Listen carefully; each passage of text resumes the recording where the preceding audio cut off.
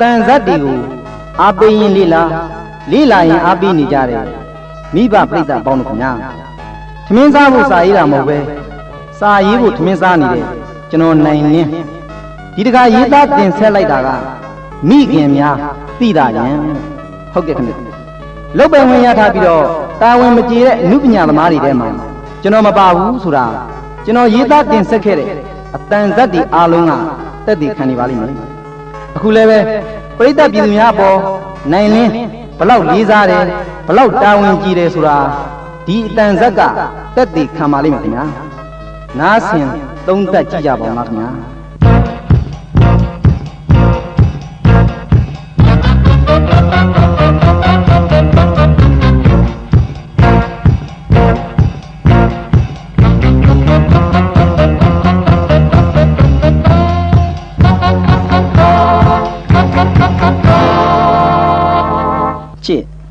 ချစ်ဘလို့ဖြစ်နေတာလဲဘာဖြစ်လို့လဲမောင်မောင်ဟောမိဘတွေမသိအောင်ချင်းပြီးတော့ခိုးတွေ့ကြရတဲ့သမီးစားဒီခဏလေးတွေ့ရတဲ့အချိန်မှာအမတန်တူတော့နာမလားချစ်ကချင်းထားတဲ့နေရာကိုရောက်လာပြန်တော့လေမောင်ကိုဘာစကားမှမပြောပဲခေါင်းကြီးငုံပြီးတော့ညီကြီးကိုအတိတ်ပဲမဲ့ဒုံးနဲ့ရှောက်ချစ်နေတော့ချစ်ပြောမယ့်စကားတွေကတမျိုးပဲချစ်ပြောလိုက်လို့မောင်မောင်သဘောပေါက်ရင်တော်ရဲ့မတော်လို့သဘောမပေါက်ခဲ့ရင်ချစ်ကိုမောင်မောင်အထင်လဲသွားမှာဒါမှမဟုတ်ချစ်ကိုမောင်မောင်အထင်သေးသွားနိုင်တယ်ဒါကြောင့်ဘာစကားတွေမို့လို့လဲချစ်ရဲ့ပြောစရာရှိတာပုံမှန်လင်းလင်းပြောပေါ့မပြောပဲရင်ငုံနေကြလို့ဖြစ်တဲ့နာတွေဖြစ်ကုန်မှနှစ်ယောက်စလုံးညင်ကျူးရတဲ့ဖြစ်တွေရောက်ကုန်မအောင်မေမပြောချင်ဘူးမောင်မောင်ရဲ့ချစ်ပြောလို့မထွက်ဘူးမောင်မောင်စိတ်အနှောက်အယှက်ဖြစ်ရမယ့်စကားကိုမကြားချင်ပါနဲ့တော့ကဲမပြောလည်းနီနော်မောင်ပြန်မယ်နောက်ကလည်းချစ်နဲ့ဒီပန်းညံထဲမှာချင်းတွေ့ကြမလို့တော့ပြောစရာစကားမရှိအတူတူတော့တွေ့မနေနဲ့တော့မောင်သွားမယ်မောင်မောင်အဲ့လိုမလုပ်နဲ့ကွာချစ်ကအလူလူကမှငိုချင်နေတာနော်ချစ်ငိုချလိုက်မယ်ထိုင်ခုပြန်ထိုင်ကဲဒါဆိုပြောစရာရှိတာပြောမလားပြောမယ်ဆိုရင်ထိုင်မယ်ကဲထိုင်ဒီလောက်တောင်ကြားချင်နေပြောမယ်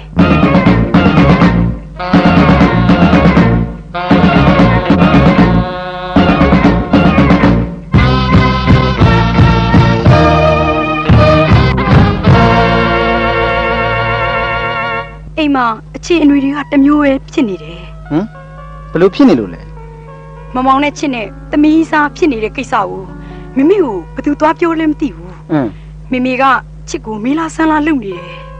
မမေကြည့်ရတာမောင်မောင်နဲ့ချစ်ကိုသဘောတူဖို့မရဘူးမောင်မောင်ဒါမဆန်းပါဘူးလေမောင်မောင်ကဖခင်မြန်းဒုက္ခတကြီးကိုလှုပ်ကြွေးနေရတဲ့လက်လုတ်လက်စားဆင်းရဲသားချစ်တို့မိဘတွေကအိမ်ပိုင်းရာပိုင်းနဲ့ဈေးထဲမှာလည်းအထည်ဆိုင်တဆိုင်စတိုးဆိုင်ကတဆိုင်ပိုင်ထားတာမို့လားဒီတော့စီးပွားရေးအရာအလက်တန်းစားလူအလွာအတိုင်းဝိုင်းမှာဝင်ဆန့်ကျင်လဲနေရတော့နတ်မှန်သူတို့ရဲ့မူအရပိုပြီးကြွယ်ဝချမ်းသာတဲ့ဘဝတွေကိုစိတ်ကူးရင်နေကြတာပေါ့ဒီတော့သူတို့သမီးလေးဖြစ်တဲ့ဟောဒီကချစ်ကိုလည်းသူတို့တဲ့သားတဲ့အတိုင်းဝိုင်းတွေကတူတူတန်တန်ယောက်ျားတစ်ယောက်နဲ့အိမ်အောင်ကြသွားတာမျိုးကိုလူလားကြမှာပေါ့မဆမ်းပါဘူးလူတဘာဝအရာမဆမ်းမိမဲ့ချစ်နဲ့မောင်မောင်အတွက်တော့ဆန်းနေမောင်မောင်ဒါချစ်နဲ့မောင်မောင်တို့တိဆောက်ထားတဲ့အချစ်ရွာလေးပျက်စီးဖို့လမ်းစာပဲဒါကတော့ချစ်ရဲ့ဆုံးဖြတ်ချက်အပေါ်မှာမူတည်တယ်လို့ပဲမောင်မောင်ထင်တယ်လေတခါတလေကြတော့မိဘနဲ့ချစ်သူနဲ့မိဘကြားမှာအဆုံးဖြတ်ရခက်တဲ့ပြဿနာမျိုးဝင်လာတတ်တယ်မောင်မောင်ဆိုကြပါစို့အစဉ်အလာအရာရောသစ္စာတရားအရာပါပြောရရင်မိဘကိုညစ်ရပေါက်ကြီးငယ်ကြအောင်လုပ်တဲ့သားသမီးဟာသားသမီးကောင်းမမြည်ဘူးမဟုတ်လားနောက်ပြီးမိဘကိုကျေးဇူးမဆက်မိတဲ့လူဟာတစ်သက်လုံးစင်းရဲတွင်းကမတက်နိုင်ဘူးလို့မောင်မောင်ပြောခဲ့တာမဟုတ်လားအဲ့ဒီလိုမိဘကိုကျေးဇူးမဆက်ဖြစ်တဲ့အပြစ်တစ်ခုတည်းနဲ့တောင်မှတဘဝလုံးပြင်ပန်းစင်းရဲတဲ့တန်ခံရတယ်ဆိုရင်မိဘညစ်ရပေါက်ကြီးငယ်ကြအောင်လုပ်တဲ့သားသမီးဆိုရင်ဘယ်လောက်စင်းရဲတွင်းနဲ့မလဲဆိုတာမောင်မောင်တွက်ကြည့်ပေါ့ဒါတွေကြောင့်ချစ်ကတော့ချစ်ရဲ့နှလုံးသားရေးကိစ္စမှာမိဘမျက်ရည်ကျတာလည်းမကြုံချင်ဘူးချစ်သူအသေးကွဲတာလည်းမကြားချင်ဘူးမှန်တယ်လေချစ်ပြောတာတွေကမောင်နားလေထားတဲ့နိယာမတွေနဲ့အတူတူပါပဲမှန်သားပဲ အဲ့ဒီတော့အခုချစ်ကမောင်မောင်ကိုဘယ်လိုဖြစ်စီခြင်းလို့လဲ စီးပွားရေးပဲပေါ့မောင်မောင်ရေမောင်မောင်ဘက်ကစီးပွားရေးကြိုးစားဖို့ပါပဲမိမိတို့အားရလောက်တဲ့စီးပွားရေးမျိုးမောင်မောင်ဘက်ကပြထားနိုင်မှုတော့လိုအပ်တယ်မောင်မောင်ရဲ့လက်ရှိအခြေအနေအတိုင်းဆိုရင်တော့ချစ်နဲ့မောင်မောင်တို့အိမ်အောင်ပြုတ်ဖို့အရေးမှာနှလုံးသားတွေစစ်မြေပြင်ချစ်သွားလိမ့်မယ်မောင်မောင် ဩချစ်တောင်မှပဲရောင်းစရာကိုစင်ရွှေရန်လေးလံတင်းတဲ့မြစ်တာဈေးကွက်ထဲကအယောင်းကန်ရုပ်ကလေးတစ်ရုပ်နေရာကိုရောက်မှန်းမသိရောက်နေပါပေါ့လား အဲ့ဒါပြောတာပေါ့ဒါကြောင့်မောင်မောင်ကိုဒီစကားတွေမပြောချင်ဘူးပြောရင်မောင်မောင်ချစ်ကိုအထင်လွဲမယ်အထင်သေးမယ်လို့အခုပဲကြည့်လေမောင်မောင်ချစ်ကိုအထင်သေးသွားပြီမဟုတ်လားဒီမေမောင်မောင်ဟောရီကမိနင်းမြူဆိုတဲ့မိမဟာအစကတည်းကပကာတနာမဲ့တဲ့မိမဆိုရင်မောင်မောင်လိုသူများဆိုင်မှာဈေးကူရောင်းရတဲ့လက်ကစားအလုပ်သမားတစ်ယောက်နဲ့နှလုံးသားချင်းဖလှယ်တဲ့အလုပ်မျိုးလုပ်မနေလားချစ်ကိုအထင်မလွဲစမ်းပါနဲ့မောင်မောင်ရဲ့ချစ်ဆိုလိုတဲ့သဘောကမောင်မောင်ယောက်ျားတစ်ယောက်ပဲလက်ရှိအခြေအနေထက်မြင့်မားတဲ့ဘဝကိုမောင်မောင်ဖန်တီးရင်ရပါတယ်ချစ်နဲ့မောင်မောင်တို့လက်ထပ်ကြတဲ့အချိန်မှာမောင်မောင်ဘက်ကစီးပွားရေးလုပ်ငန်းတစ်ခုကြာကြာနာနာပြထားနိုင်ရင်ချစ်တို့မိဘတွေကသဘောမတူမရှိပါဘူးခုခေတ်မိဘမျိုးဆိုတာကတော့တမက်လောင်းကြည့်တဲ့နေရာမှာလူကိုတိတ်အကဲခတ်နေကြတာမဟုတ်ပါဘူးစီးပွားရေးကျွမ်းကျင်မှုဘယ်လောက်ရှိသလဲလက်ရှိအနေအထားမှာပစ္စည်းရှိသလားမရှိဘူးလားဒီလောက်ပဲအဓိကထားကြည့်ရကြတာပါဒါကြောင့်ချစ်ကမောင်မောင်ကိုချစ်မိဘတွေအထင်ကြီးလောက်တဲ့အနေအထားမျိုးရောက်လာအောင်ကြိုးစားစေခြင်းနဲ့ပြောပါတော့ဒါပေါ့မောင်မောင်ရေကိုဖြစ်ချင်တဲ့ဘဝဆိုတာဟာကိုဖန်တီးရင်ရပါတယ်ဖြစ်ချင်တဲ့စိတ်ရှိပြီးလူကစီမံကိန်းမချလှုပ်ဆောင်မှုမရှိပဲစိတ်ကူးရင်နေုံနဲ့တော့ကိုရောက်ချင်တဲ့ဘဝကိုဘယ်ရောက်ပါမလဲဒါရင်မောင်နားလဲပါတယ်မောင်နားလဲထားပြီးသားပါကောင်းပါလေချစ်ကိုမောင်ကျေးဇူးတင်ပါတယ်ဘာအတွက်ဟောမောင်ကိုစီမံကိန်းချလှုပ်ဖို့နိုးကြလာအောင်တတိပေးတဲ့အတွက်ပေါ့ကောင်းပြီလေမောင်ဘဝကိုတီးတဲ့မြန်မာလာအောင်ဒီနေ့ကစားပြီးစီမံကိန်းဆွဲမယ်နော်စီမံကိန်းဆွဲပြီးတာနဲ့လက်တွေ့အကောင့်ထဲဖော်ရမယ်လို့ချစ်ကိုမောင်ကတိပေးပါတယ်လေဗျာဟုတ်ပလား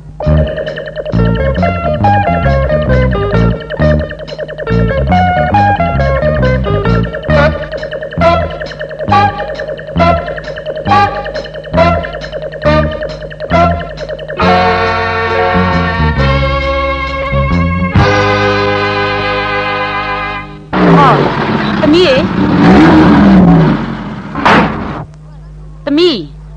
မောင်တန်းထွန်းလာနေတယ်ဟေ့သွားကြည့်လိုက်ပါဦးသမီးရဲ့အိုးဘာလို့သွားကြည့်ရမှာလဲမိမိကလည်းဟဲ့ဩကိုအိမ်လာတဲ့ဧည့်သည်ပဲကိုမကြည့်လို့ဘသူကြည့်မှလဲသမီးရဲ့သူ့ဘာသာသူအိမ်မတက်လာလိမ့်မယ်ပေါ့သူ့မှာလဲခြေရောက်ပါတာပဲဟာအဲ့ဒါကြောင့်ခက်တာပေါ့ညိပါတိလဲမင်းင်းဖြူမောင်တန်းထွန်းဟာဒိုးအိမ်ကိုလာတိုင်းလက်ဆောင်ပစ္စည်းတွေဝဲလာတယ်မို့လားညိလေအသိပဲ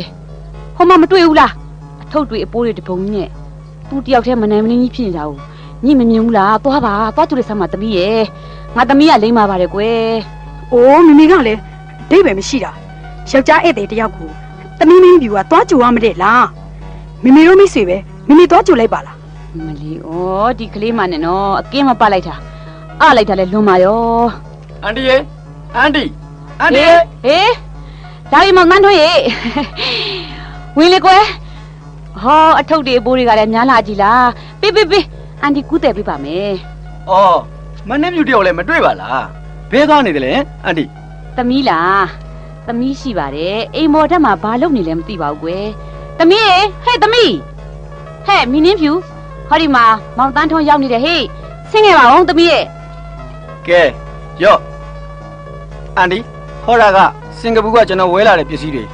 ဟောတာကကက်ဆက်ဟောတာကမလေးရှားပိတ်စတွေအန်တီတို့သားမင်းနဲ့လိုက်မဲ့ထင်းတဲ့အစင်တွေကိုကျွန်တော်ရွေးလာတာအန်တီရဲ့ကြိုက်ခေါက်ကြရဲ့လားမသိဘူးကွယ်အားနာစရာမောင်တန်းထွန်းရဲ့ဘယ်နဲ့ဒီလက်ဆောင်နေရလဲဒီလောက်အများကြီးတောင်ဝဲလာတယ်လေလားမဖြစ်တော့ပါဘူးအန်တီရဲ့မဖြစ်တော့ပါဘူးအော်ဒါတဲ့မင်းဒီတပတ်သင်မောလိုက်သွားတာကားတွေဘာတွေများပါမလာဘူးလားဟင်အိုးဘယ်ကားပါပါမလဲအန်တီရဲ့ဒီတစ်ခေါက်သင်မောလိုက်ရတာကအချိန်တူတူလေးရဲ့ပဲ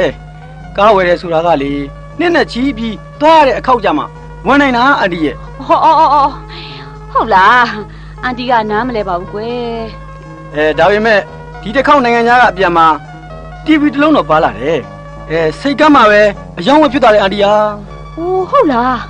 ဝမ်းသာပါတယ်ကွယ်ဝမ်းသာပါတယ်ဟင်အန်တီမင်းပြူကလည်းခွေးရီဆင်းမလာသေးပါလားနေမကောင်းရဲ့လားအိမ်များအိပ်ပျော်နေလားမသိဘူးအန်တီဟုတ်ပါရဲ့ဒီကောင်မလေးကလည်းလေဟဲ့သမီးလေးဟောလာပြီမင်းတို့ဆင်းလာနေပြန်ဒီ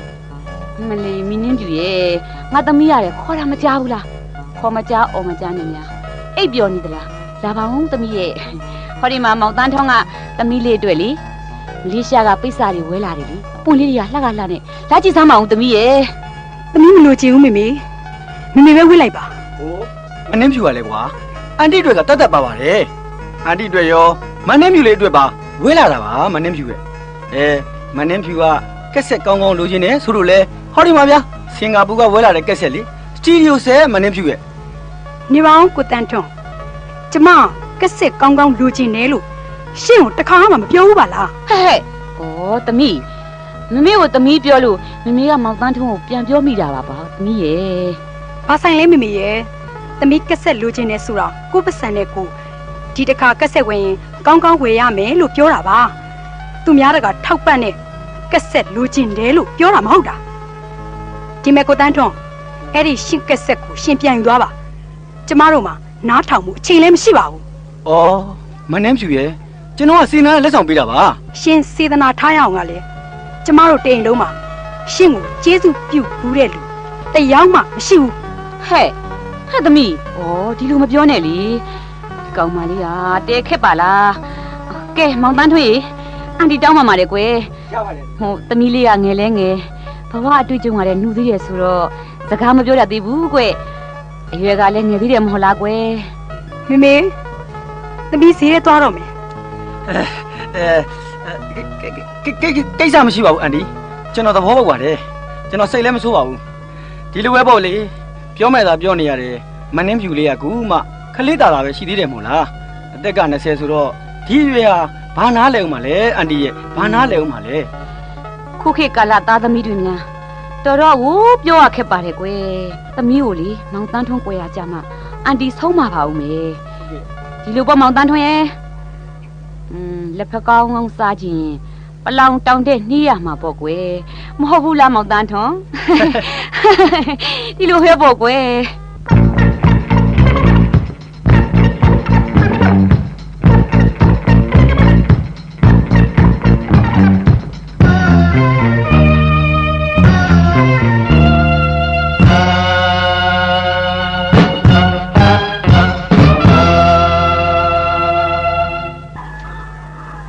လူလေးခင်ဗျာပါတို့ channel မှာကြက်တွေဘဲတွေရောက်နေပါလားကွာဘယ်ကကြက်တွေလဲလူလေးဟုတ်တာပဲပါတားဝလာတာပါဟေးဘာလို့မလို့လဲလူလေးအဘတို့တောင်တားမတိုင်မရသေးဘူးဒီလိုပါကြီးတားမွေးမြူရေးလုပ်ငန်းလုပ်မလို့ပါအဲ့ဒီကြက်တွေဘဲတွေကိုမင်းဘယ်ကပိုက်ဆံနဲ့များဝယ်လာတာလဲကွာ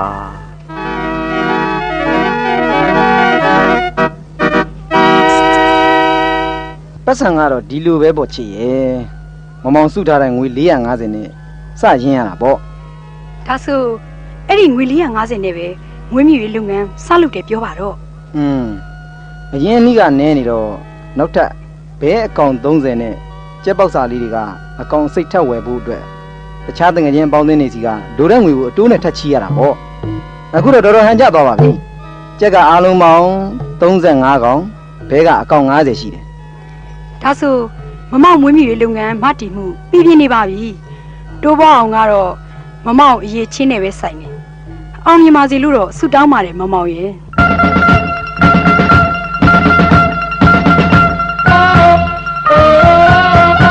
ကဲအဖေကြီးရေရှင်သမီးကတော့ခြေလမ်းတွေပြက်နေပြီကျမတို့တော့ဒီတိုင်းလက်ပိုက်ကြည့်လို့တော့သမီးလေးမကြခင်ရေတွေတော့မှတေးချနေပြီဘယ်လိုလဲမငွေရရဲ့သမီးကဘသူနဲ့ဘာဖြစ်လို့ဘာဖြစ်ရမှာလဲဈေးတွေကမဦးခင်တို့ဆိုင်မှာလေဈေးကူရောက်နေတဲ့လကားစားအလုပ်သမားလေးလှမ်းမြောင်နဲ့ရင်းစားဖြစ်နေကြတယ်လှမ်းမြောင်ဆိုတာကမျက်မြင်ဒုက္ခိတဖခင်ဦးကြီးနဲ့အိမ်ငှားနေကြတဲ့လဲလုံလက်စားဆင်းရဲသားရဲ့အလုပ်ဆမ်းတနေ့လုံးမှတနေ့စားရတာ ရှင်သမီးကလည်းတော်တော့ကိုစိတ်ဓာတ်အောက်တန်းကြပါတယ်လေဘယ်နဲ့တော့ကိုရုပ်ရည်ကမှကိုအားမနာဘူးလှမ်းမရအောင်လို့တရောင်းစားတာတာရှိတဲ့အကောင်မှကြက်ရတယ်လားဟာမင်းရလေကွာသူတို့ချင်းကအကြောင်းရေစက်ပါလားနေမှာပေါ်ကွက်မှာအိုးတော့ဘယ်ကအကြောင်းရေစက်လဲရေစက်ကလည်းပါချင်းပါကိုနဲ့တန်ရပါပေါ့မင်းဒေါသခုတော့မဟုတ်ပါဘူးသူများဆိုင်ကအလုတ်သမားနဲ့မှကြီးစားဖြစ်ရတယ်လို့ရှင်ဒီမဲ့ဖေးဟေးဘာလဲဟာရှင်သမီးကိုရှင်ဘယ်လိုသဘောထားတာကျုပ်ကတော့သမီးကိုလေဒီလှမ်းမြင်အောင်ဆိုတဲ့အကောင်နဲ့လုံးဝအညာမခံနိုင်ဘူးဒီတော့တခြားတင့်တော်မဲ့လူတယောက်ယောက်တည်းကစီးပွားရေးတူတူတန်းတန်းရှိတဲ့လူတော့အခြေအနေမြင်မာတဲ့တမန်မျိုးနဲ့ပဲပေးစားရမယ်ဒါရှင်းသဘောကဘယ်လိုလဲဟာသမီးကိစ္စကမင်းကငါအောင်သွဲလာလုတ်ခိုင်းလို့မလို့လားမင်းလည်းမေးငါလည်းအဖေပဲကိုသားသမီးအတွက်ကောင်းမယ်ထင်ရင်မင်းပါတာမင်းပဲကြည့်စီစဉ်မမငွေရဟုတ်ပြီနော်ဒါဆိုပြီးတာပဲသမီးကိုကျမမောင်တန်းထွန်းနဲ့ပဲပေးစားမယ်မင်းသဘောမောင်တန်းထွန်းဆိုတာဟာသင်မောတာနောက်တစ်ခေါက်နိုင်ငံခြားကပြန်လာရင်ကားပါလာမှာအဲ့ဒီတော့မောင်တန်းထွန်းနိုင်ငံခြားကိုနောက်တစ်ခေါက်မသွားခင်သမီးနဲ့အမြန်ဆုံးလက်ထပ်ပြီးမှဖြစ်မှာမင်းကြိုက်တယ်လို့သာစီစဉ်ကွာဒါမှသူပြန်လာတဲ့အချိန်မှာပါလာတဲ့ကားကသမီးအတွက်ဖြစ်မှာကျမသမီးကိုလေလောလောဆယ်အိမ်အောင်ချပေးခြင်းနဲ့မဟုတ်ရင်တော့ဘာမဟုတ်တဲ့အကောင်တော့ကိုပါသွားလိမ့်မယ်ဖေကြီးဒီဘာလုပ်ပါဟုတ်တော့မလီပြောရင်ဆိုရင်ဘယ်ရောက်သွားပါလေစကားပြောတာတောင်စောအောင်နားမထောင်နိုင်ဘူးတကယ်တော့ဘယ်ရောက်သွားပါလိဖေကြီးအိုးဖေကြီးခက်ပါတယ်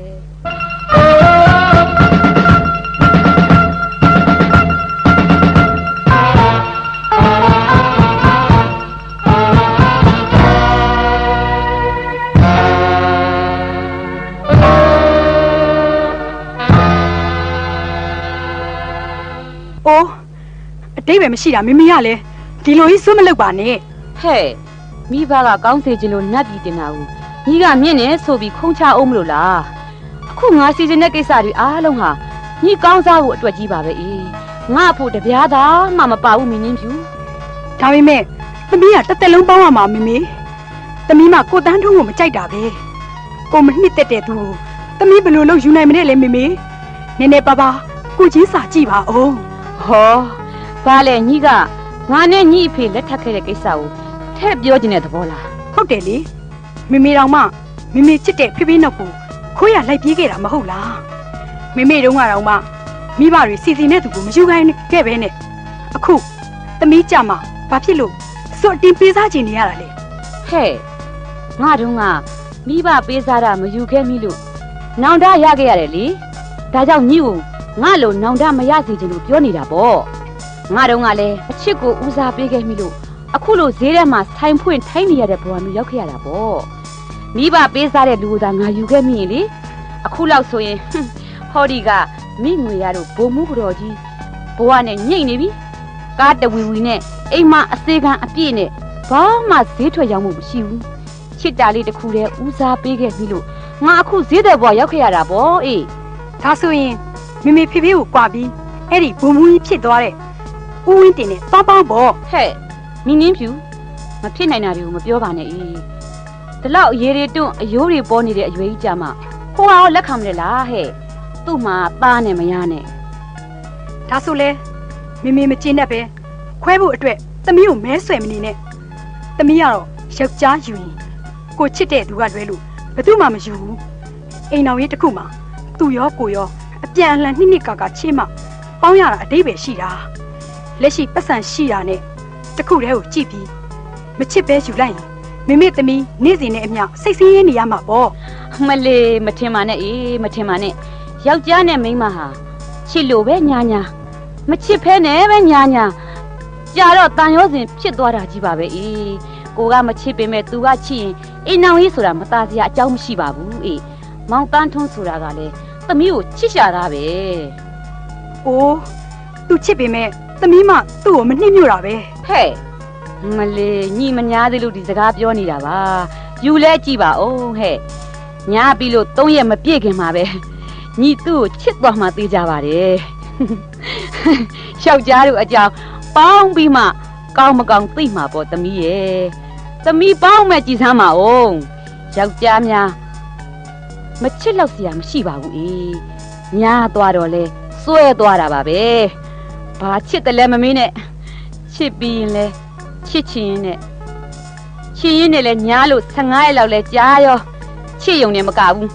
ချစ်တူးနေလို့သမင်းကျိုးအခွာရခက်ထားတဲ့တောင်ခွဲရခဲအောင်မယ်အိုးတော်တော့မေနားရှက်စရာတွေလာပြောမနေနဲ့လူကြားလို့မကောင်းပါဘူးဟုတ်မဲဟဲ့မင်းနှင်းဖြူမှတ်ထားဟုတ်တဲ့မှန်တဲ့စကားမှန်သမျှကိုလူကြားလို့ကောင်းတာတခုမှမရှိဘူးအေးမှန်တာကိုမှန်တဲ့အတိုင်းဒဲတို့ပြောလေလူကြားမကောင်းလေပဲအေးမှန်တဲ့စကားသာနားထောင်ရမှာရှက်ကြတာလူမမြင်ကိုရကြတော့ဘသူမှနှာခေါင်းဖော်ကိုတတိရကြတာမဟုတ်ဘူးဒါမျိုးတော့လာမကြောနဲ့မိငွေရတို့ကလေနောကျနေပြီဟေးနောကျနေပြီယိုးနေပြီ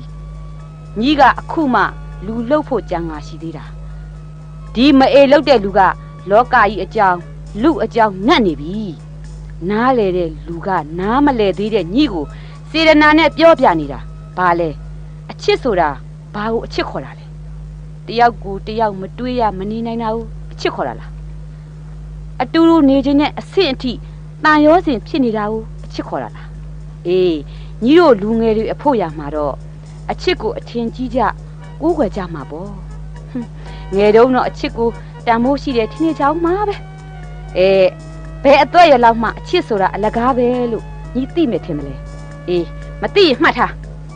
သမီးအိမ်နောင်တဲ့ရင့်လာလို့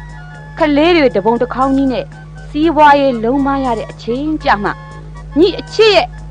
အနှစ်မဲ့ဘုံကိုသိလာလိမ့်မယ်အဲ့ဒီကြတော့မှချစ်တယ်ဆိုတာခဏပါလားလို့အချစ်ဟာတယောက်တည်းအပေါ်တစ်သက်လုံးပုံထားလို့ရတဲ့အရာမဟုတ်ပါလားလို့ညီသိလာပါလိမ့်မယ်အေးဒီကြားတဲ့စီးပွားရေးကမပြေမလဲဖြစ်လာရင်ညီနောင်တထရအောင်မယ်ဘာလဲသိလားငါမိဘပေးစားခဲ့တဲ့လူငါမယူခဲ့မိလို့အခုလိုဆင်းရဲကြက်တီးရတဲ့ဘဝရောက်ခဲ့ရတာပါလားလို့စောကလေးကမိဘစကားသာနားထောင်ခဲ့ရင်ဒီဘဝမျိုးရောက်မှာမဟုတ်ဘူးလို့ညီနောင်တထရအောင်မှာစဉ်းစားပါသမီးလေးရဲ့စဉ်းစားစမ်းပါမိမိကသမီးလေးကိုကောင်းစားရေးအတွက်စီစဉ်နေတာပါသမီးရဲ့စဉ်းစားပါရစေဦးအမေရဲ့သမီးကိုစဉ်းစားချိန်ပေးပါဦး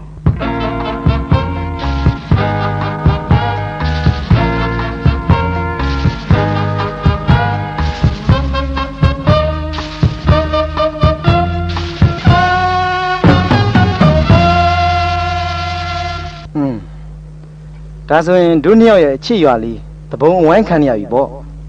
ဟုတ်တယ်မောင်မောင်အဲ့ဒါဘယ်လိုလုပ်ကြမလဲချစ်ဘယ်လိုလုပ်စီခြင်းလဲအိုးဒီကမကြံတက်လို့သူ့ကိုတိုင်ပင်ငါမှပဲဒါဆိုရင်တပန်းလည်းရှိတော့တာပေါ့ချစ်တတိရှိနဲ့မောင်စီကိုအပီးပိုင်လာခဲ့ဖို့ပဲရှိတော့တယ်ဘယ်လိုချစ်မမောင်ကိုချစ်တယ်မဟုတ်လားချစ်မမောင်ကိုမခွဲနိုင်ဘူးမမောင်ကိုလည်းယုံကြည်တယ်အားကိုးတယ်ဆိုရင်မမောင်နဲ့မရှိတူပေါင်းကြရုံမရှိတော့တာပေါ့လို့ခိုးရလဲရမယ်သဘောလားဒါပေါ့ခိုးတယ်ဆိုတာကလည်းအဝေးကြီးကိုမမောင်ခိုးပြလို့မဖြစ်ဘူးမမောင်တို့အိမ်မှာပဲချစ်ကိုခေါ်ထားရမှာဘာဖြစ်လို့လဲဆိုတော့မမောင်မကအဖေကိုတယောက်တည်းပြစ်ထားခဲ့လို့မဖြစ်ဘူးဖေကမျက်စိနှလုံးစုံလုံးကွယ်နေတာချစ်လဲအသိပဲမမောင်အဖေကိုပြစ်ထားခဲ့ပြီးတော့တခြားကိုထွက်ပြေးသွားလို့မရဘူးချစ်ရဲ့အချစ်ကိုလွတ်ရကြွခိုးပြေးဖို့ဆိုတာကတော့အဲ့ဒါလုံးဝမဖြစ်နိုင်ဘူးချစ်ရဲ့အဲ့တော့ချစ်သိပါတယ်လေအဖေမျက်မြင်ဒုက္ခတာကြီးဘွားမောင်မောင်မရှိရင်ဘလို့မှရက်တီလို့ရမှာမဟုတ်ဘူးနော်မောင်မောင်ပြောတာမှန်ပါတယ်ခက်တယ်မောင်မောင်ရဲ့မောင်မောင်တို့အိမ်မှာချစ်လာနေတော့မိမိတို့မိသွားကြရင်ဘယ်လိုတွေဖြစ်ကုန်ကြအောင်မသိပါဘူးချစ်ကလည်းကွာဒုနှစ်ယောက်စလုံးကိုယ်ပိုင်ဆုံးဖြတ်ချက်နဲ့လက်ထပ်ပိုင်ခွင့်ရှိတဲ့အရွယ်တွေရောက်နေကြပြီပဲဘာကြောက်စရာလိုသလဲကွာအဓိကချစ်နဲ့မောင်မောင်ရုံးတက်လက်မှတ်ထိုးပြီးကိစ္စပြတ်သွားတာအဓိကလက်မှတ်ထိုးပြီးသွားဖို့ပဲအရေးကြီးတာလက်ထပ်စာချုပ်လုပ်ပြီးသွားရင်သူတို့နှောက်ရှက်လို့မရတော့ပါဘူးဟုတ်သားပဲချစ်အသက်ပြည့်ပြီးပြီပဲလက်ထပ်ပြီးရင်သူတို့ဘာမှလုပ်လို့ရတော့တာမှမဟုတ်ပဲဒါပေါ့အမလီမောင်မောင်ရဲ့ဝမ်းသာလိုက်တာချစ်လဲမှုန်ထုံနေပြီမောင်မောင် မောင်ကြီး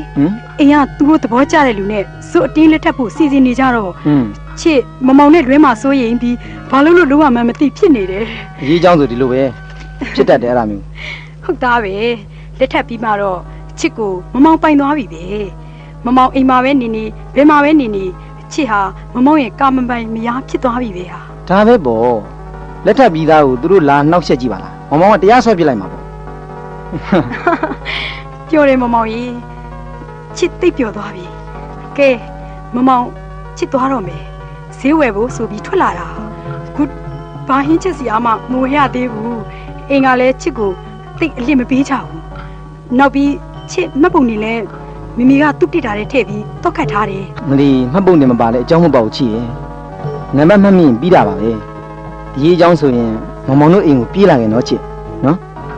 မမောင်ကိုယုံကြည်စိတ်ချစွာနဲ့ပြေးလာကြစမ်းမှချစ်ရင်မမောင်ချစ်ကိုတစ်သက်လုံးတစ္ဆာရှိရှိပေါင်းသွားမှာပါချစ်စိတ်ဆင်းရအောင်ဘယ်တော့မှမလုံမဲ့ချစ်ရဲ့တယောက်တည်းသောအားကိုးကမမောင်ပါချစ်ရင်နော်ချစ်ယူမာတယ်မမောင်ရဲ့ကဲမမောင်ချစ်သွားတော့မယ်နော်မမောင်ရဲ့ဘာဖြစ်လို့မြေကြီးတွေဝဲလာရတာလဲချစ်ကိုစိတ်ချယုံကြည်စမ်းပါ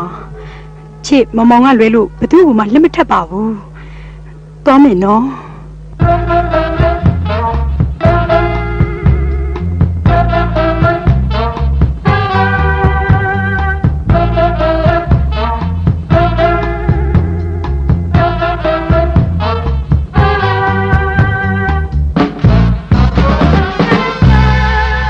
အန်ဒီ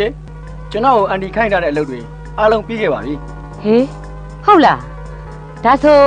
ဖိတ်စာတွေပါရိုက်ပြီးခဲ့ပြီပေါ့ဟုတ်ကဲ့အန်ဒီဒီမဲ့လေးဖိတ်စာလုပ်တွေအော်ဟဲကြည့်ပါဦးဖိတ်စာလေးတွေကလှလိုက်တာဟဲအရမ်းပါပဲလားအထူးစပယ်ရလောက်လာတာအန်ဒီရဲ့အဲ့ဒါဖိတ်စာအတွက်ကို9ချက်ကျော်တယ်အန်ဒီရဲ့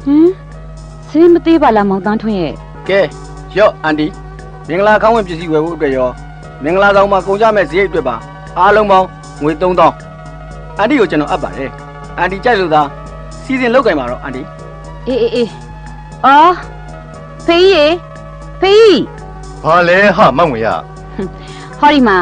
မောင်တန်းထွန်းက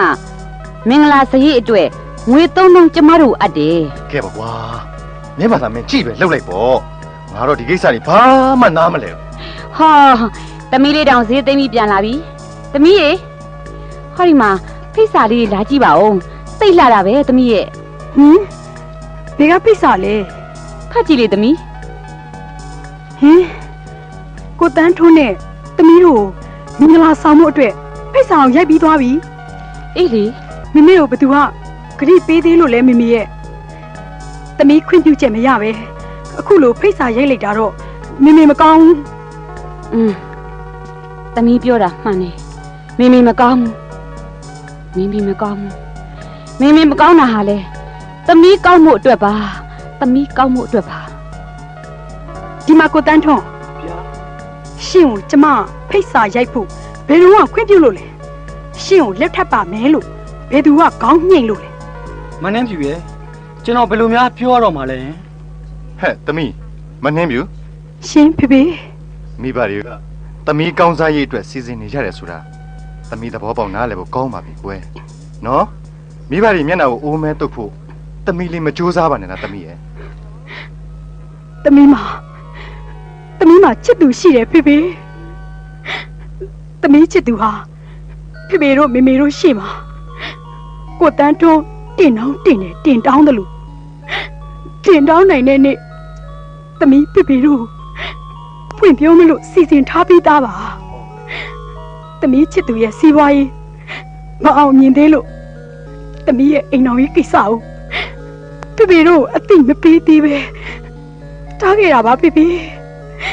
အခုတော့ဖေဖေနဲ့မေမေတို့ကသမီးကိုခွင့်မတောင်းမတိုင်မိမဲဆိုအတင်းမင်္ဂလာဆောင်ပေးဖို့စီစဉ်တော့မကောင်းပါဘူးတကယ်ဆိုဖေဖေကိုယ်တိုင်သမီးသဘောထားကိုမေးပြီးမှလူဖို့ကောင်းပါလေခုတော့ဒီမှာသမီးကိုယ်တိုင်မိခင်ဘဝရောက်တော့မှနားလေသဘောပေါက်နိုင်မဲ့စကားတွေအစီအစဉ်တွေကိုလေဖေဖေတို့ကဖွင့်ဟတိုင်မင်နေတော့ကောခုချိန်မှာဘာများထူးမှမလို့လဲသမီးရဲ့ တိုင်မင်တော်ကောသမီးကောင်းညိမ်မှာတဲ့လားဟမ်လိမ္မာစမ်းမှာသမီးရဲ့လိမ္မာလိုက်စမ်းမှာနော်မိဘဆိုတာသားသမီးကိုကိုယ်ပိုင်ကားစီးပြီးကိုယ်ပိုင်တိုက်နေနေတာကိုမြင်မြင်ကြတာပဲသမီးဟုတ်တယ်မလားဖေဖေပြောတာဟမ်သမီးလေးစဉ်းစားကြည့်စမ်းတဲစုံမှာနှကမ်းပဲချင်းမီးမှုတ်တာကိုကြားတော်မှမကြားကျင်တတ်တာဟာမိဘရဲ့မေတ္တာပါသမီးရဲ့မိဘရဲ့မေတ္တာပါ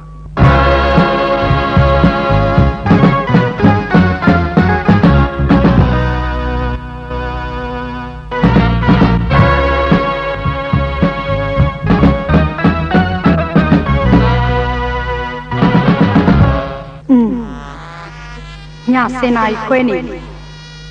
ငါဒီနေ့ညရင်းချင်းမမောက်စီကိုရောက်အောင်ပြေးမှဖြစ်မယ်နောက်နေ့ရဆိုရင်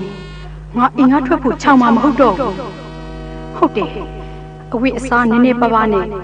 ငါစုထားတဲ့ပတ်စံ950ကိုယူသွားရမယ်အခုလောက်ဆိုဖေဖေနဲ့မေမေတို့အိပ်ပျော်နေလောက်ပြီနောက်ဖွေးမိဖို့ကြောင့်ရင်းပေါက်ပေါ်ကနေထွက်မှဖြစ်မယ်အင်းရှိတကားထွက်ရင်မိမိတို့မိသွားနိုင်တယ်။အိုး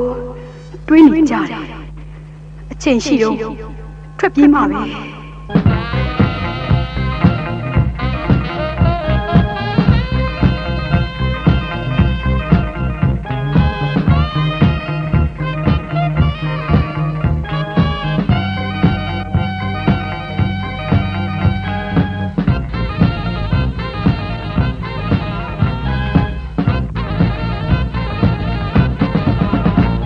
ချစ်ရဲ့ဒါမဲ့ဆိုလဲကျူအကြောင်းကြားရောက်ပေါ့မောင်မောင်တနေရာကစောင့်နေမှာပေါ့ခုတော့မိန်းကလေးတယောက်တည်းညာကြီးမင်းကြီးတော်သေးတာပေါ့လူရုံမာတွေနဲ့မတွေ့ပြီလို့မတွေ့ရကြပဲကွာချစ်မလို့စွန့်စွန့်စားတာကွာမတက်နိုင်တော့ဦးမောင်ရဲ့မောင်စီရောက်ချင်တဲ့စိတ်ပဲရှိတယ်လမ်းမှာမိန်းကလေးတယောက်တည်းဘာဖြစ်နိုင်လဲညာဖြစ်နိုင်လဲတွေးမနေအားတော့ဦးမောင်ကဲချစ်အိတ်ချင်းအိတ်တော်လေချစ်အိတ်ချင်းအောင်ပေါ့ချစ်မအိတ်ချင်သေးပါဘူးချစ်လေမောင်ရင်ရင်ဝင်ထဲမှာအခုလိုအိတ်ခွင့်ရပါမလားလို့စိုးရိမ်နေခဲ့ရတာအခုမှပဲအပူလုံးကြတော့တယ်မောင်ရဲ့ပျော်တယ်မောင်ရဲ့ပျော်လိုက်တာအယမ်းပါပဲမောင်ပျော်ရလားဟင်ဟောဘယ်နဲ့မေးပါလိမ့်ချစ်ရဲ့မင်္ဂလာဦးညဆိုတာအပျော်ဆုံးနေ့တစ်နေ့ပေါ့ရှင်လင်းပြန်ထောင်တွက်မင်္ဂလာဆောင်တဲ့ရဲ့တဲ့မကြဘူးလားအခုလိုမိန်းမရတဲ့နေမျိုးဒီလိုနေမျိုးတဲ့ပြောစရာကောင်းနေရဲ့ဘယ်မှာရှိနိုင်မလဲလေ။အိုးသွားဘာမိန်းမရမလဲရဲ့။လက်ပြေမထက်ရသေးပဲနဲ့။မနဲ့မိုးလင်းတာနဲ့လက်ထက်မှာပဲဟာ။လင်မယားဖြစ်တယ်ဆိုတာလက်ထက်တာကအဓိကမကြဘူးခမ။ညားတာကအဓိကကြတယ်။ဘာလဲညားတယ်ဆိုတာလား။အခုလိုတူတူနေတာကိုညားတယ်ခေါ်တာပေါ့။အခုဆိုရင်ခမလေးကဟောဒီမောင်မောင်ရီစာမဟုတ်တော့ဘူးဗျ။မောင်မောင်မယားဖြစ်သွားပြီနားလေလားမောင်မောင်မယားလေးမနှင်းပြူရဲ့သွားရှက်စရာကြီးမပြောနဲ့တော့ကြာမောက်အဖေကြားသွားအောင်မေမျက်စိမမြင်တဲ့လူတွေကနားအင်မတန်ပါတယ်ရှင်ဘာအိတ်နေပါပြီမကြားပါဘူးဘာကအလိုက်သိပါတယ်ချစ်ကဲချစ်အိတ်တော့လीချစ်စိတ်မောလူမောဖြစ်နေတာအေးပြည့်ရင်နေမကောင်းဖြစ်နေဦးမယ်အိတ်တော့နော်ချစ်မအိတ်ချင်ဘူးမောင်လည်းမအိပ်ရဘူးမအိပ်နဲ့တော့ဟောဗျာချစ်ကလည်းအေးပြက်လိမ့်မယ်ပြက်ဟာမနဲ့မိုးလင်းလို့ရှိရင်ရုံးတက်ပြီးတော့လက်မှတ်ထိုးဖို့ကိစ္စရှိသေးတယ်ချစ်ရဲ့လက်မှတ်အချိန်မီထိုးနိုင်ဖို့အရေးကြီးတယ်လीနောက်နေ့တွေရှိပါသေးတယ်ချစ်ရဲ့အိပ်ပါတော့နော်အိုးမအိပ်ဘူးဒီလောက်လေးတောင်အေးပြက်မခံနိုင်ချစ်မောင်မပေါင်းတော့ဘူးချစ်ပြန်မယ်ပြန်ရင်ပြန်လीနောက်မှကလေးစိတ်လာမတောင်းနဲ့ကြည့်သူနော်ကဲဒီလောက်တောင်မိုးလင်းအောင်အေးပြက်ခံရတဲ့ကောင်မလေးလာစမ်းအိုးမောင်ကလေ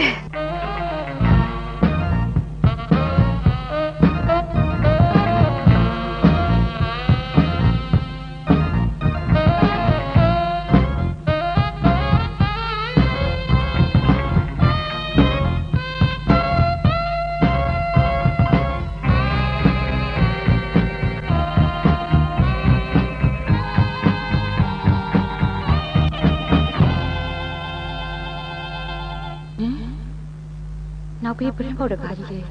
ပွင့်လို့ပါလားမအိတ်ခင်ကငါတတိချပိတ်ခဲ့ပါသေးတယ်မဖြစ်ဘူး အိမ်မော်ရကိုတက်ကြည့်အောင်မင်းနင်းဖြူမှရှိသေးရဲ့လားမသိဘူးအဖေကြီးထားစမ်းမအောင်ဘာလဲတခိုးလားဘာမှလဲတခိုးပေးစမ်းငါ့ကိုပေးစမ်းခေါင်းရင်းကတချင်မြန်ပေးစမ်းပါဟိုးတော်ကလည်းတမျိုးမြန်ထားစမ်းပါအိတ်ချင်ဘူးနဲ့ရှောက်ပြောမနေစမ်းပါနဲ့ဟာဘာလဲဟာဘာဖြစ်လို့လဲဟာတော်ကွာကြတယ်မိမကွာအဲ့လိုကောင်းနေပြီဆိုနှိုးပြီရှင်သမီးမရှိတော့ဘူးရှင်သမီးမင်းင်းဖြူမရှိတော့ဘူးဟာသူ့ဘာသာသူအိတ်နေတာဖြစ်မှာပါကွာမင်းဘာလို့အိမ်မက်ပြီးရှောက်ကြောင်နေတာလဲကွာသမီးအပေါ်ထဲမှာအိတ်နေရဲ့အိုးမရှိတော့ပါဘူးဆိုနေတော့ဟာမရှိလို့ဘယ်သွားမှာလဲဟာဒါဆိုရင်လင်းနောက်လိုက်သွားတာနေမှာပေါ့လာပါမိမအေးပြက်ပါလေအိတ်ကြအောင်နော်အဖေကြီးရဲ့ရှင့်မလဲတော်မောဟာကြီးတဲ့လူပဲအိတ်ချင်ပြီဆိုရင်ဘာကိုမှပြောလို့မရတော့ဘူးထားစားမအောင်ရှင်သမီးကိစ္စကိုဘယ်လိုလုပ်ကြမှာလဲဟောဗျာအိမ်ငါထွက်သွားပြီဆိုနေမှာဟာသူ့ဘာသာသူလင်းနောက်လိုက်တာနေမှာပေါ့ဟာ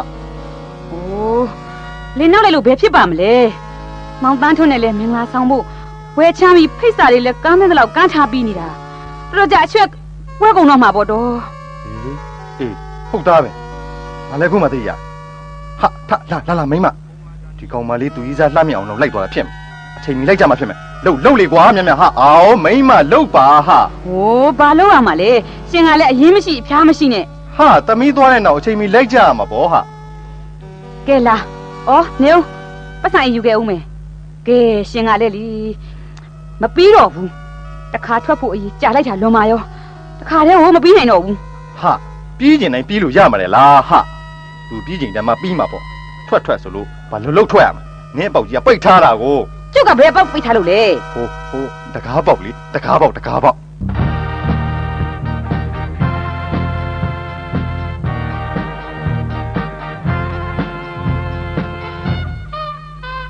ဖေဖေရဲ့သမီးတို့ချစ်ချင်းကိုမခွဲပါနဲ့တော့ဖေဖေရဲ့သမီးတောင်းပန်ပါတယ်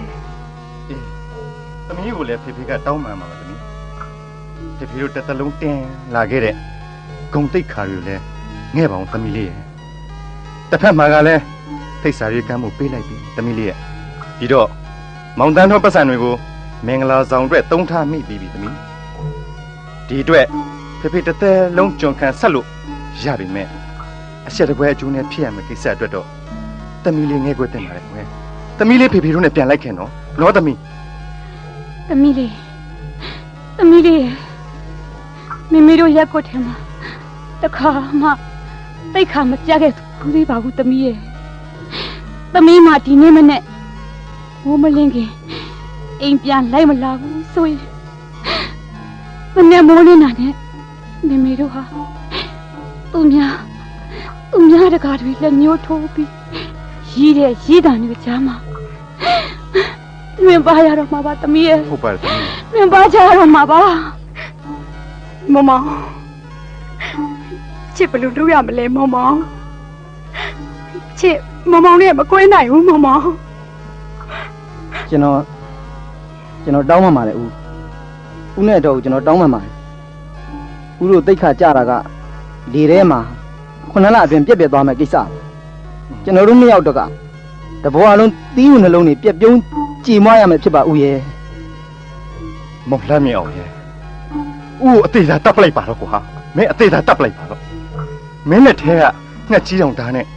ဦးအပိုင်းအတစ်ဖြစ်အောင်သားခုတ်ပစ်လိုက်ပါတော့ကွာဟမ်ဒီမင်္ဂလာကိစ္စပွဲအစီအစဉ်ပြတ်တာနဲ့ဦးလေဦးခေါင်းဖော်ရဲမှာမဟုတ်တော့ပါဘူးကွာခေါင်းဖော်ရဲမှာမဟုတ်တော့ပါအားလုံးလက်လွန်နေပြီမောင်လှမ်းမြေအောင်လက်လွန်နေပြီကွယ်သမီးညီဖေညီအတွနဲ့ညရဲ့ပေါက်ကြီးငယ်ကြာနေရှာပါပြီသမီးရဲ့မိပါကိုညရဲ့ပေါက်ကြီးငယ်ကြာလှုပ်တော့မလို့လားသမီးရဲ့သမီးကိုအသေးသာတက်လိုက်ပါတော့ဖေဖေနဲ့မေမေတို့ရဲ့သမီးကိုတေးအောင်တက်လိုက်ပါတော့ဟဲ့ဟာလှမ်းမြောင်ခင်ဗျာဗအေးအဘစကားခဏလောက်နားဆိုင်စမ်းကွာဘာပြောမလို့လဲဗပြောလီဗအေးသားအဘကိုတစ်သက်လုံးစိတ်ဆင်းရဲအောင်မထားခဲ့ပါဘူးနော်ဟုတ်ပါတယ်ဗဘာဒုက္ခလို့ဘ ကယ်လို့များအရှက်တကွဲအကျိုးနဲ့သူများတကလက်ညှိုးတို့ခံသွားရမယ်ဆိုရင်သားစိတ်ထဲဘယ်လိုနေမလဲလူလေးပြောစမ်းပါကွာသားရဲ့ဒီမှာသားရဲ့မိဘချင်းကိုချင်းစာသမ်းပါသူတို့ဘက်ကပြောတာတွေကသိလန်းကြနေတယ်သားတကယ်လို့မနှင်းပြူဟာမောင်တန်းထွန်းနဲ့မင်္ဂလာဆောင်ဖို့မကြည်ညာခင်ကသာဟောဒီအဘတို့အိမ်ကိုရောက်လာခဲ့မယ်ဆိုရင်လေသားလည်းမမှားဘူးမနှင်းပြူလည်းမမှားဘူးခုတော့အားလုံးအရှက်တကွဲအကျိုးနည်းရမယ်ကိစ္စလောကမှာမိမမရှားပါဘူးသားရဲ့မိမမရှားပါဘူးမယားကောင်းလဲအချင်းယူနိုင်ရင်မရှားပါဘူးကွအေးဒီအတိုင်းပဲသိချစ်ရတဲ့ချစ်သူဆိုတာလဲအနိစ္စတရားတွေပဲသားဒါမှနောက်ထပ်မနှင်းပြူလောက်ချစ်ရမယ်ချစ်သူမျိုးမပေါ်ပါဘူးလို့ဘယ်သူကပြောရမှာလဲကွပြောလို့မရပါဘူးလေသမက်ရွေးတဲ့နေရာမှာလဲလူတန်မိုးကိုတွက်မရွေးတတ်ဖဲငွေဆက်ကိုအချက်အရေးအတွက်တွေနဲ့ရွေးတတ်တယ်ငွေမက်တဲ့သူတို့တွေရဲ့လက်ထဲကိုမနှင်းပြူကိုပြန်အပ်လိုက်စမ်းပါကွာသားရပြန်အပ်လိုက်စမ်းပါမောင်ချစ်ဘာလို့ရမလဲဟာမောင်ကတော့မနှင်းမြူကိုသူတို့လက်ထက်ပြန်မတ်ဘူးမောင်မနှင်းမြူဟာတစ်တလုံးမောင်မနှင်းမြူပဲမနှင်းမြူမှာကိုယ်ပိုင်ဆုံးဖြတ်နိုင်ခွင့်ရှိတယ်လို့ဒီကိစ္စမှာလည်းမနှင်းမြူရဲ့အဆုံးဖြတ်ပေါ်မှာမူတည်နေတယ်ချစ်ကိုဘာသာကိုဆုံးဖြတ်လိုက်ပါချစ်ရဲ့နော်သမီးဟာမိမိတို့ရဲ့သွေးပါသမီးရဲ့မိမိတို့ရဲ့သွေးပါရန်ရွယ်လူတွေဆိုတာဟာပေါင်းလုံးခဏမှာဆွေမျိုးတော်ကြရမယ်လူတွေပါမိဘကျေးဇူးမြင့်မို့ဦးတဲ့သမီးရဲ့မိဘနှစ်ပါးလုံးမပါပြီးသေစေခြင်းလို့လာရင်သမီးလာစမ်းပါသမီးရဲ့မိမိတို့စီကိုလာစမ်းပါသမီးမိုးလင်းလို့အာယုံလာနေပြီသမီးရဲ့မိုးမလင်းရင်အိမ်ပြန်ရောက်ဖို့အရေးကြီးရင်တော့သမီးလေးမိုးလင်းလို့လူတွေနိုးလာရင်လေအရှက်ခွဲအကျုံနဲ့ဖြစ်ရတော့မှာပါသမီးရဲ့သမီးစဉ်းစားလိုက်စမ်းပါသမီးစဉ်းစားလိုက်စမ်းဒီနေ့မနေ့မှသမီးအိမ်ပြန်မလိုက်တော့ဘူးဆိုရင်လေညနေပိုင်းမှာဖေဖေအတုပကိုဝိုင်းလုပ်ဖို့တာလာခဲ့ပါတော့သမီးလေးကလာခဲ့ပါတော့နော်ဖေဖေတော့မင်္ဂလာပွဲပြက်လိုက်ရရင်လေမနေရတော့ပါဘူးသမီးရဲ့ဖေဖေမနေရတော့ပါဘူးသမီးဟာမောင်ချစ်ကိုနားလေခွင့်လို့ပါတော့မောင်ရဲ့ချစ်မောင်ကိုကြောက်ခဲ့ပါလေမောင်မနှင်းမျိုးနားလေလားခွင့်လို့ရလားစကားတော့မပြောတော့ဘူးလားမောင်ရဲ့ချစ်ကိုမုန်းသွားပြီလားချစ်ကိုမုန်းသွားပြီလားချစ်ကိုမမုန်းပါဘူးချစ်ကိုမမုန်းဘယ်တော့မှမမုန်းချစ်ကိုမမုန်းနားလေချစ်ကိုမမုန်းခွတ်လွတ်တယ်တကယ်တော့အခုလိုချစ်နဲ့မမုန်းလို့လမ်းခွဲကြရတာမမုန်းပြစ်ပါမမုန်းပြစ်ပါမမုန်းမှာချစ်တို့မိဘတွေမျက်စိကျလောက်တဲ့စီးပွားရေးမျိုးမှမရှိခဲ့တာပဲ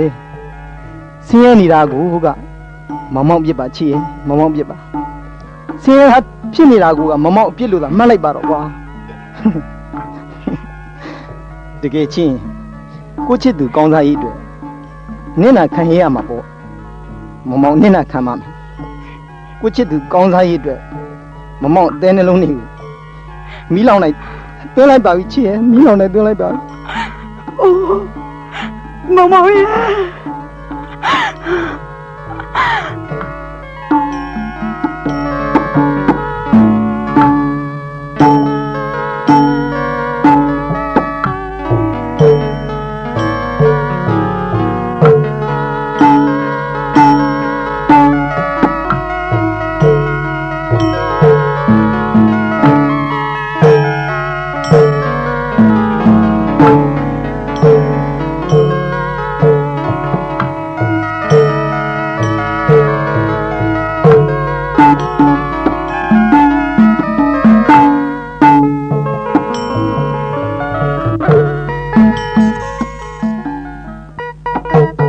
ဟဲ့ကောက်ရေ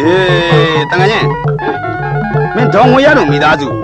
ခုတော့ဒီတချီနှစ်ပြက်ခံလိုက်ရပြီကွာနားလေလားဒေါ်ငွေရလေမင်းနှင်းပြူရဲ့အမေဒေါ်ငွေရကိုပြောနေတာလားဟုတ်လားအေးပေါ်ကွာမင်းကလေမင်းနှင်းပြူရဲ့အမေကိုငါပြောနေတာဘောကွာဒေါ်ငွေရဆိုတာ तू ပေါ့မင်းနှင်းပြူတယောက်လွန်ခဲ့တဲ့3လလောက်ကသင်္ဘောသားတယောက်နဲ့အကြီးကျယ်မင်္ဂလာဆောင်ပြီးလက်တက်သွားပြီမို့လားကွာမင်းနှင်းပြူသင်္ဘောသားနဲ့ညားပြီးခုဘာဖြစ်ပြန်မလဲဘာဖြစ်ရမှာလဲကွာမင်းတော်တော်ညံ့နေကောင်းလေအေးလေမသိလို့မင်းနေမှာတော့ပြောမှာဒေါ်ငွေရရဲ့တမက်တင်မော်သားတန်းချုံဆိုတာကသူ့မှာမရက်ကြီးရှိနေတယ်တဲ့ကွာမရက်ကြီးရှိတယ်ဟုတ်လားဟုတ်တယ်အဲ့ဒါကိုဒေါ်ငွေရကလူပြိုလူလွတ်ရောင်ဆောင်ထင်ပြီးတော့သူ့သမီးမင်းနှင်းပြူနဲ့မင်္ဂလာဆောင်ပြီးတော့ပေးစားလိုက်တာတဲ့ကွာမင်းကလေဖြစ်မှဖြစ်ရတယ်ကွာအဲ့ဒါကြောင့်ပြောနေတာပေါ့အခုမင်းနှင်းပြူကအဲ့ဒီသင်္ဘောသားနဲ့ပဲဆက်ပေါင်းနေတော့မဲလားဆက်မပေါင်းလို့တော့ရတော့မလားကွာမင်းကလည်းသိတယ်အတိုင်းပဲမင်္ဂလာဆောင်ပြီးနေမှာပဲမဟုတ်လားကွာမင်္ဂလာဆောင်မှာလက်မှတ်ထိုးပြီးတော့ယူထားတာမဟုတ်လားဒါမင်းနဲ့တန်းထွန်းဆိုတဲ့ကောင်ကလူလေကွာချီပြီးတုတ်ပြီးမှကိုယူထားတာကွာသူ့အနေနဲ့ဘာပြောရမလဲဆိုရင်တော့ငါတို့လူပြောရမယ်ဆိုရင်မရက်ကြီးနဲ့မရက်ငယ်ကြားမှာစောင့်တော်ကူးနေတာပေါ့ကွာအေးအခုတော့ရှိတယ်အေး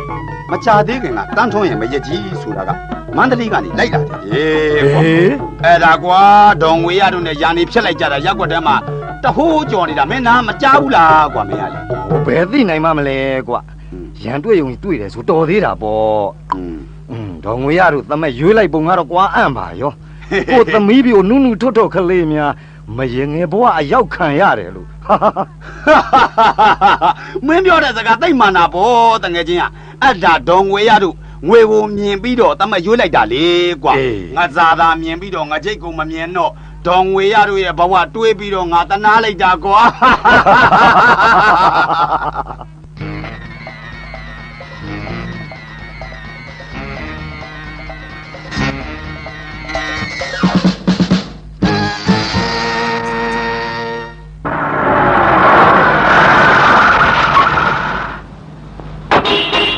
လေကားဆောင်နေတာလားလာလီကျွန်တော်ကားနဲ့လိုက်ခဲ့ပါဦးလေးတို့ရက်ွက်ထိပ်ဒီလမ်းကြုံပါလေဟေးမင်းလှမ်းမြောင်မဟုတ်လားသိဟုတ်တာဦးလေးရဲ့လာပါကောက်တက်ပါအေးကွာဘတ်စကားတွေကလည်းတနေ့ချာကြက်လာတယ်ကွာရန်ကုန်မြို့ထဲသွားပြီးအလုပ်လုပ်ရတာမလွယ်ဘူးဟေးဟောဒါတဲ့မင်းမွေးမြူရေးလုပ်ငန်းတွေလုပ်နေရဆိုဟုတ်ပါတယ်ဦးကျွန်တော်မွေးမြူရေးလုပ်ငန်းလုပ်နေတာကြာပါပြီဘာလဲခုကားရိုင်မှာလုပ်နေတာဟောဦးလေးကလည်းကျွန်တော်အခုချိန်ထိထင်သေးတော့မှာပဲလားဒီကားကကျွန်တော်ဝယ်လိုက်တဲ့ကားပါဦးလေးကျွန်တော်အပိုင်ပါဟေးဒါမင်းကဟုတ်ကဲ့ဟာနေပါဦးမင်းဥစ္စာက2နှစ်3နှစ်အတွင်းမှာအပြောင်းလဲသွားပါလားကွာသင်္ခါရလောကပဲဦးလေးကမဆမ်းပါဘူးအိဋ္ဌဆိုတာဒီသဘောတွေကိုပြောတာနေမှာပေါ့မမြဲဘူးလေချမ်းသာတာလည်းမမြဲဘူးဆင်းရဲနေတယ်ဆိုတာလည်းတစ်သက်လုံးဆင်းရဲမနေပါဘူးဟုတ်ဘူးလားဒါတဲ့မနှင်းပြူတို့သားအမိတွေကောနေကောင်းကြရင်သမီးနဲ့မငွေရတို့ကတော့လူတွေကနေကောင်းပါလေကွာစိတ်တွေကတော့နေမကောင်းရှာကြဘူးဘာဖြစ်လို့လဲဦးကအေးကွာဘသူ့ကိုအပြစ်ပြောရမှမသိပါဘူးငါတို့ကခုဆိုရင်သမီးလေးမနှင်းပြူဟာမောင်တန်းထွန်းရဲ့မင်းငယ်ဘဝမှာကလေး2ယောက်နဲ့စီးပွားရေးကလည်းမပြေလဲတော်တော်ဒုက္ခရောက်နေရှာပါကွာဒီကြားထဲတန်းထွန်းဆိုတဲ့ကောင်ကလည်းနောက်မင်းငယ်တယောက်နောက်ကောက်ပါသွားပြန်တော့ဒါတဲ့မင်းကိုပိုင်ကားတွေပါဝယ်နိုင်တာကဟောဒီလိုပါဟိုသိလေအစမ်းကြတော့မဟုတ်ပါဘူးမွေးမြူရေးလုပ်ငန်းကိုဇောက်ချလုပ်ကန်ရင်းနဲ့အိမ်ပိုင်ခြံပိုင်ဖြစ်လာတာပါဦးဟာဒီကားဝယ်တာကလည်းသိမကြသေးပါဘူးအခုတော့ကျွန်တော်အခြေအနေကလုံသမား18ယောက်ကိုလက်ခပေးထားရတဲ့ဘွားပေါ့လေလုပ်ငန်းခွဲတွေကလည်းရှိသေးတယ်ဘူးဟောဒါနဲ့မင်းအိမ်တော်ဝါချပြီလားကွာဦးသမီးမန်နှင်းပြူကိုဦးတို့လက်ထက်ပြန်အပ်ပြီးရက်20လောက်အကြာမှာပဲမန်နှင်းပြူနဲ့ရုပ်ချင်းအမတန်ဆင်တဲ့ဒီမိန်းကလေးတယောက်ကိုကျွန်တော်လက်ထပ်လိုက်တယ်လေအခုတော့ကျွန်တော်အမျိုးသမီးကသူ့သားသမီးတွေပညာရေးကိစ္စကလွဲလို့ဘာအလုံးမှမလုပ်ရရှာပါဘူးအိမ်မှာကချက်မဲ့ပြုတ်မဲ့ရှုံမဲ့ဖုံးမဲ့လူတွေဒီအိမ်ပေါ်တွေပေါ့စင်းသင်းထားနိုင်တာကိုအော်မင်းကားကကက်ဆက်လဲပါတာကိုဟုတ်ကဲ့ခင်ဗျတချင်းလေးပါလိမဖွင့်ဘူးလားကွာမပါဘူးလေဟိုတချင်းငွေတွေမိကြိုင်ခဲ့တယ်ဟိုကဗာဒိတ်ခွေလဲကွာဟောအဲ့ဒါဟိုနိုင်လင်းရေးတဲ့အတန်ဆက်ပါမိခင်များသိတာရန်တဲ့ဇက်ရွယ်ချက်လေးကတော်တော်ကောင်းတယ်ဦးလေးဘလို့လဲကွာ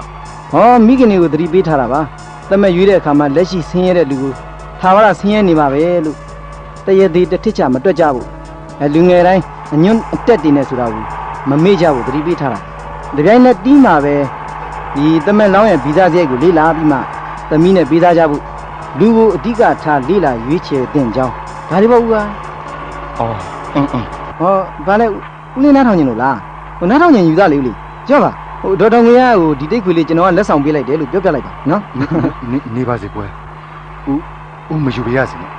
ရပြီမောင်လားမြောင်ဦးဒီမှာပဲဆင်းလိုက်တော့မယ်ဟုတ်ကဲ့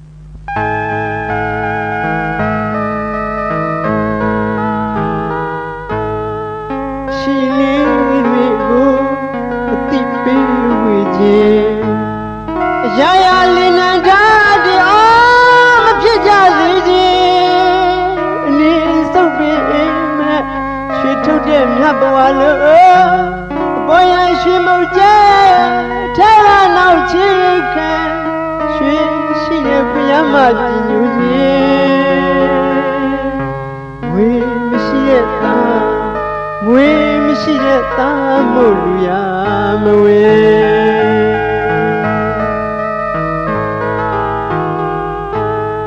ရှိလေးတွေကို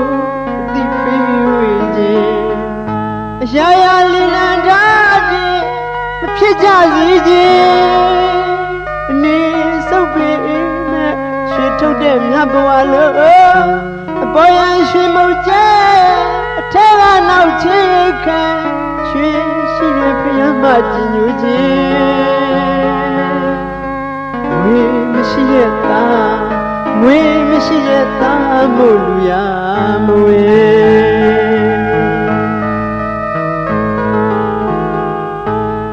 ရတဲ့မအေးစရာအစင်အမေရွေးကြရင်ဘာလို့စံထားမိခင်များသိစေခြင်းရွှေပြည်ရနဲ့တိုင်းမလားဝေပြည်ရနဲ့တိုင်းမလားမျက်စိနဲ့ရွေးနာနဲ့ရွေးကိုသမီးလေးရတဲ့အေးဖို့အမေရွေးကြပါမိခင်များမိခင်များသိစေခြင်းသင်လေးစားပါမိဘပေးတာပေါင်းလို့ရှင်ယခုတင်ဆက်ခဲ့တဲ့မိခင်များသိတာရန်ဆိုတဲ့ဇာတ်လမ်းမှာအတန်မင်းသားစာရေးဆရာနိုင်ရင်းခန့်ငေါ်မြေမှုဆန်ဂီတစာသူဆရာတင်မင်းတာယာဝီမိမိတင်လူငယ်ကြည်တိုက်မောင်မောင်ထေးဝင်းဒေးဗစ်စောဟန်တို့ပါဝင်ပြုဆောင်ထားကြပါရှင်အတန်ကိုဥခိအင်းနဲ့သားများကဖမ်းယူပေးပြီးဂီတာမှုတောင်းညံဝင်းမြတ်ကတီးခါပြီးမှုံနိုင်တေးတံမှထုတ်လုပ်ဖြန့်ချီရပါကြောင်းမိဘအပေါင်းတို့ရှင်